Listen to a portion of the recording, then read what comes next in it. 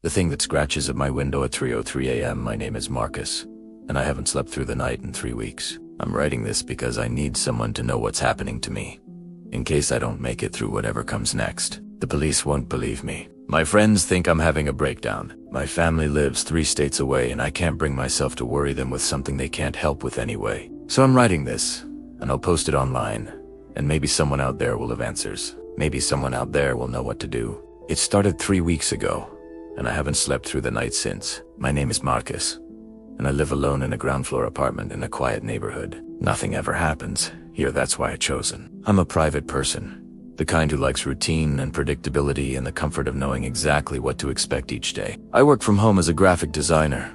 I walk my neighbor's dog when she's out of town. I order the same thing from the same Thai restaurant every Friday night. My life is small and safe, and exactly what I want.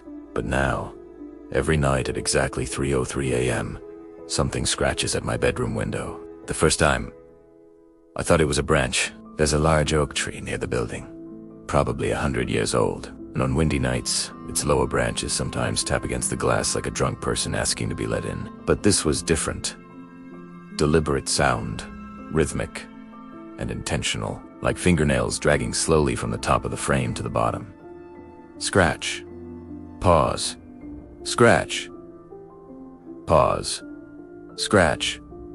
I lay in bed, frozen under my covers, listening and telling myself it was just the wind.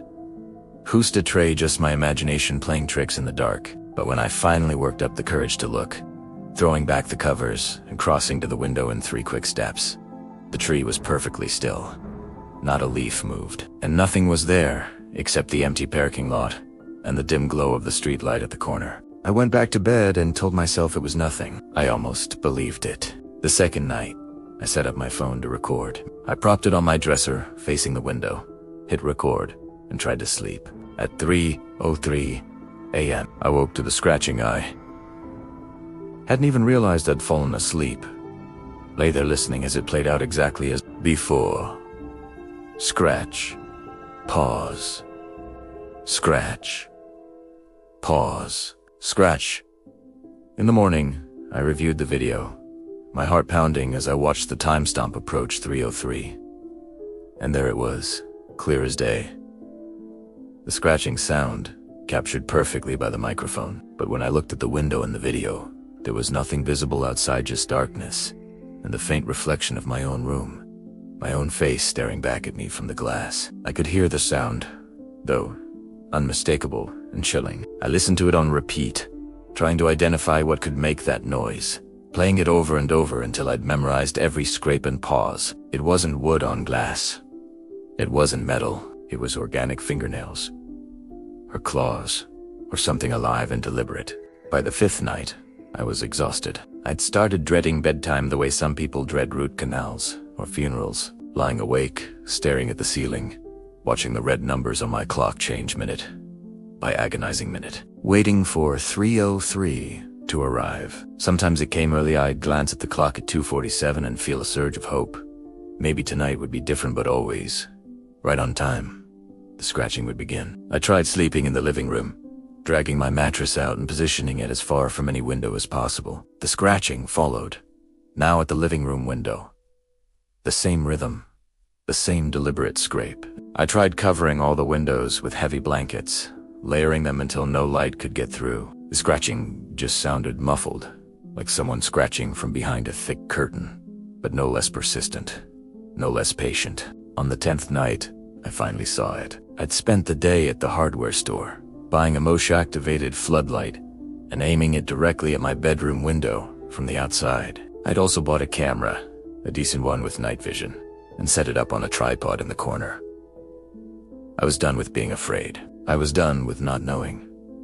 That night, I didn't even try to sleep. I sat in the corner opposite the window, my back against the wall, a baseball bat in my hands, and I waited. The clock hit 3 o'clock. Las tres. Una las tres. Y dos.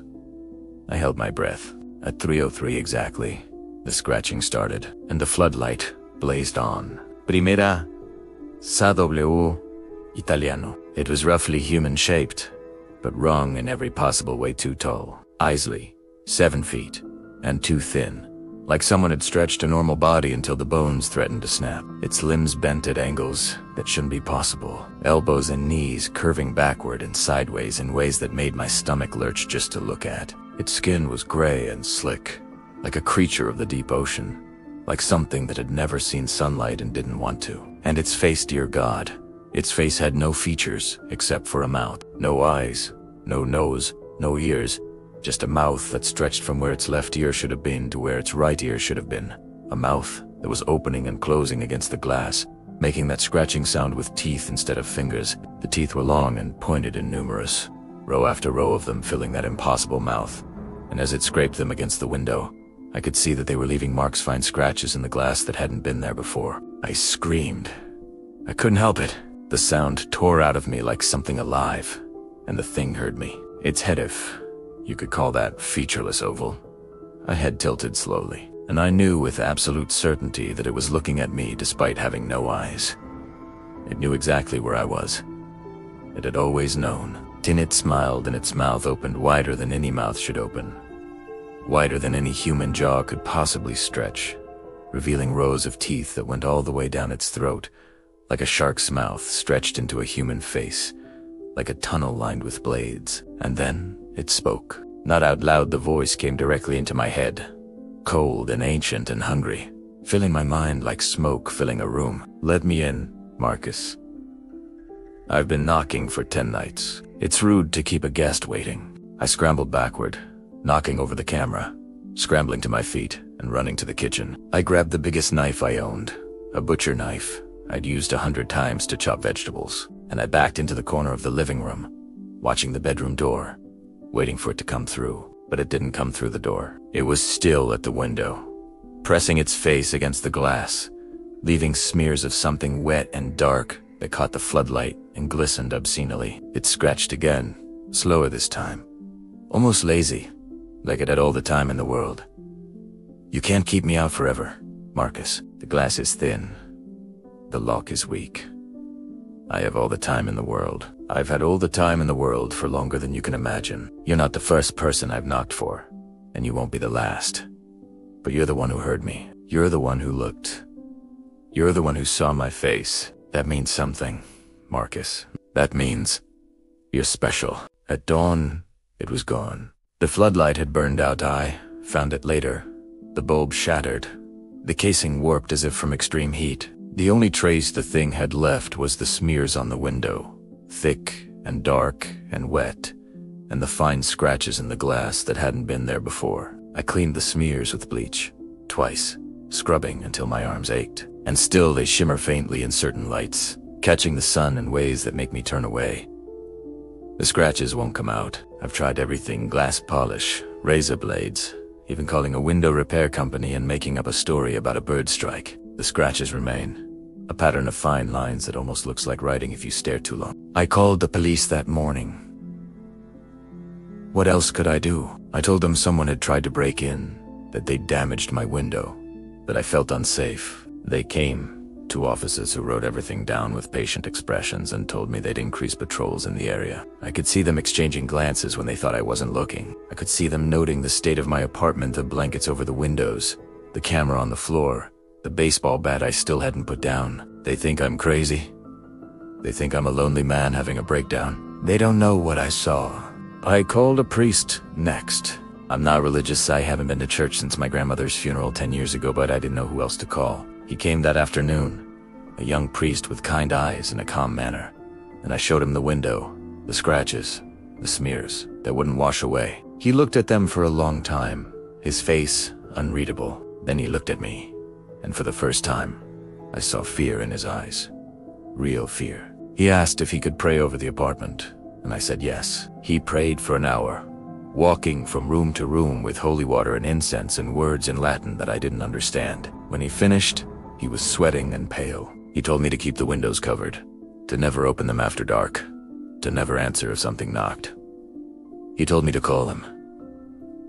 If anything else happened, then he left, and I haven't seen him since. I've called him 7 times. He doesn't answer. His voicemail is full.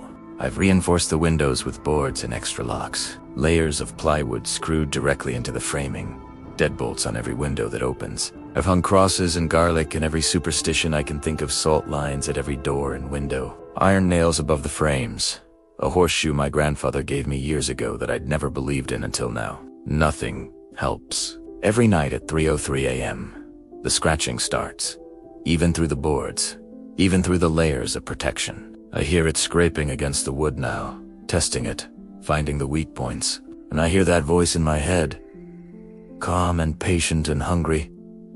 Let me in, Marcus. I'm patient. I'm always patient. One night, you'll forget to lock the window. One night, you'll be too tired to check the boards. One night, you'll fall asleep before 3:03 and wake up to find me standing over your bed. I can wait. I've waited centuries. What's a few more nights? I don't know what it wants. I don't know why it chose me. I've researched everything: local legends, folklore, internet forums full of people who've seen things like this. Some say it's a Wendigo. Some say it's a skinwalker. Some say it's something older than names. Something that existed before humans walked the earth and will exist long after we're gone. None of the descriptions match exactly. None of the solutions work. I've tried everything the internet suggests. Burning sage, drawing protective symbols, even sleeping with a knife under my pillow. The scratching continues. The voice continues. The thing continues. And I know that I can't keep this up forever. Sleep deprivation makes you careless.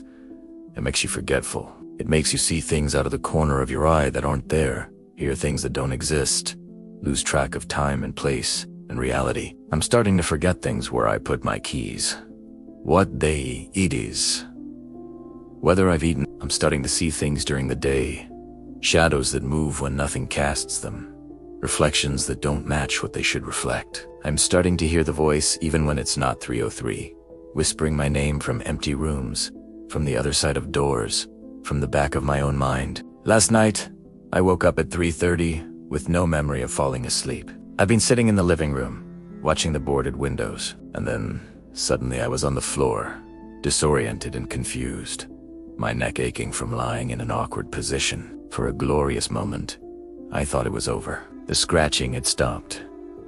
The voice was silent. I almost cried with relief. Then I looked at the window and saw that the boards had been pried loose from the outside. The screws pulled out like they were nothing. The plywood leaning against the wall as if something had pushed through, and the glass behind it. The glass was covered in those same wet smears, thick and dark and glistening, and something was breathing on the other side, fogging the pain with each slow exhale. I could see its shape through the fog, pressed against the glass, waiting. It didn't scratch. It didn't speak. It just breathed and watched and waited. I grabbed my phone and ran to the bathroom, the only room without a window, and I locked the door and sat in the bathtub until dawn. I could hear it moving through my apartment, slow and deliberate, opening drawers, moving furniture, touching things. I could hear it breathing outside the bathroom door. I could hear it whispering my name, over and over, in that cold ancient voice, Marcus. Marcus, Marcus. When morning came and the sound stopped, I opened the door to find my apartment. District everything pulled from shelves, cushions slashed, walls scratched, with those same fine lines that now cover my windows, and on my bedroom mirror, written in something dark and wet. Soon, it's learning. It's getting closer. It's finding ways in, even when I keep everything locked and boarded. And I'm running out of time. If you're reading this, and you've experienced something similar, please tell me what to do. Please tell me there's a way to stop it. Please tell me I'm not alone, because tonight, when the sun goes down and 3:03 approaches, I'll be somewhere, anywhere, trying to stay awake. And it will be that too, scratching at whatever window it finds, waiting for me to make a mistake, waiting to come in.